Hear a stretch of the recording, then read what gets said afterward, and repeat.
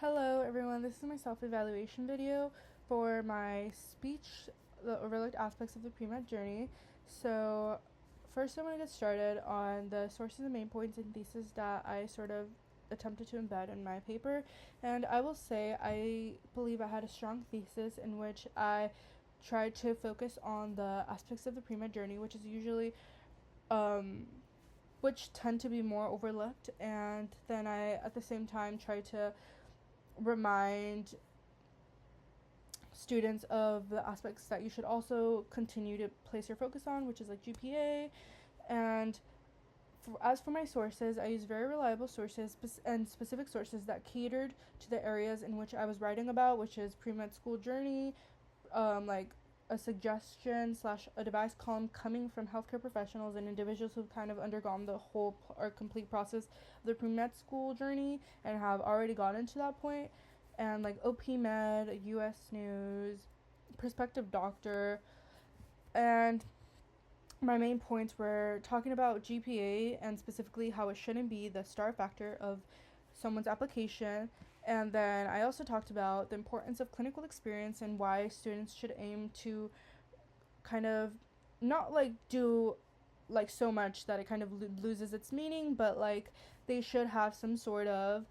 clinical experience in their application to show and demonstrate their passion for medicine. And the third thing I talked about was pre-med students and staying involved and becoming more comfortable with finding new hobbies and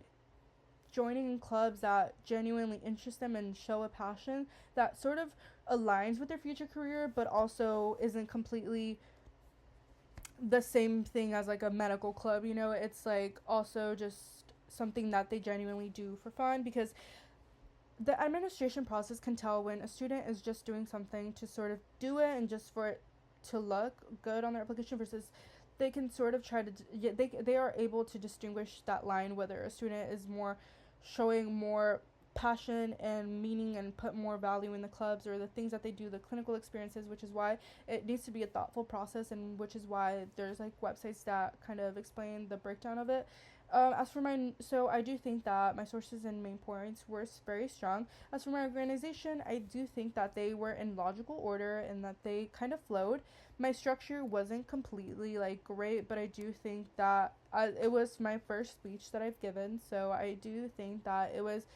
a good start for sure. And for my non-verbal delivery, I think that I had really good hand gestures. Well, as when I was like sort of trying to explain something like in transition to, I feel like my gestures kind of helped, like they kind of signaled the transition or like emphasized certain things I was saying. And for my facial expressions, I didn't really need to like look sad or anything, so I feel like that kind of just, as long as I didn't look super neutral and monotone, but I did seem like enthusiastic, which is a topic I am very enthusiastic about. And then as for my verbal delivery, I think that my tone was good and that my projection was like good as well. My enunciation failed at certain points of my speech, but I do think that overall it was fine, it was good. And as for my pace and rate, I think I was just